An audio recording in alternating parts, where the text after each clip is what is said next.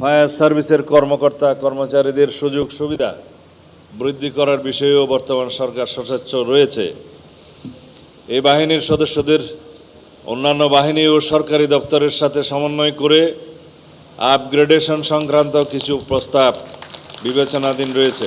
এই বাহিনীর সদস্যদের আবাসনের সমস্যা দূরীকরণে কর্মকর্তা ও কর্মচারীদের জন্য ঢাকার মিরপুর ও সদরঘাটে 2টি বহুতল আবাসিক ভবন নির্মাণের প্রকল্প বাস্তবায়ন পর্যায়ে রয়েছে। মিরপুরে তাদের সদর দপ্তর ভবন নির্মাণের কাজও চলমান।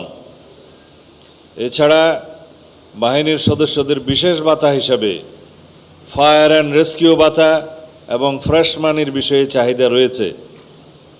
তা আমরা ইনশাআল্লাহ পর্যালোচনা ও পরীক্ষা নিরীক্ষা করে দেখব। এর মাধ্যমে ফায়ার সার্ভিসের কর্মকর্তা কর্মচারীদের দীর্ঘদিনের প্রত্যাশা পূরণ হবে বলে মনে করি। ফায়ার সার্ভিস ও সিভিল ডিফেন্স সপ্তাহ 2026 এর শুভ উদ্বোধন অনুষ্ঠান। এই উপলক্ষে এই বছরের প্রতিপাদ্য নির্ধারণ করা হয়েছে, অগ্নিযোদ্ধাদের একটাই পণ, নিরাপদ রাখব সম্পদ ও জীবন। আমি আশা করি ফায়ার সার্ভিস সপ্তাহের আয়োজিত বিভিন্ন কর্মসূচি যেমন গণসংযোগ, প্রদর্শনী, মহড়া, প্রশিক্ষণ ইত্যাদি জনসাধারণের সচেতনতা বৃদ্ধিতে, প্রতিষ্ঠানটির নিজস্ব কর্মীদের মনোবল বৃদ্ধিতে এবং দুর্যোগ ঝুঁকি হ্রাসে গুরুত্বপূর্ণ ভূমিকা পালন করবে। ফায়ার সার্ভিস ও সিভিল ডিফেন্সের সদস্যরা 2025 সালে 27,059টি অগ্নি নির্বাপন করে 3,263 কোটি টাকার সম্পদ উদ্ধার করেছে।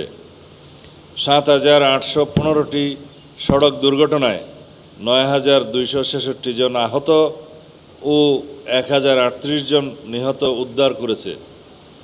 অ্যাম্বুলেন্সে রোগী পরিবহন করে 10,480 জন, সচেতনতা বৃদ্ধিতে 14,987টি গণসংযোগ, 2,078টি ভবন সার্ভে, 10,533টি ভবন পরিদর্শন করেছে।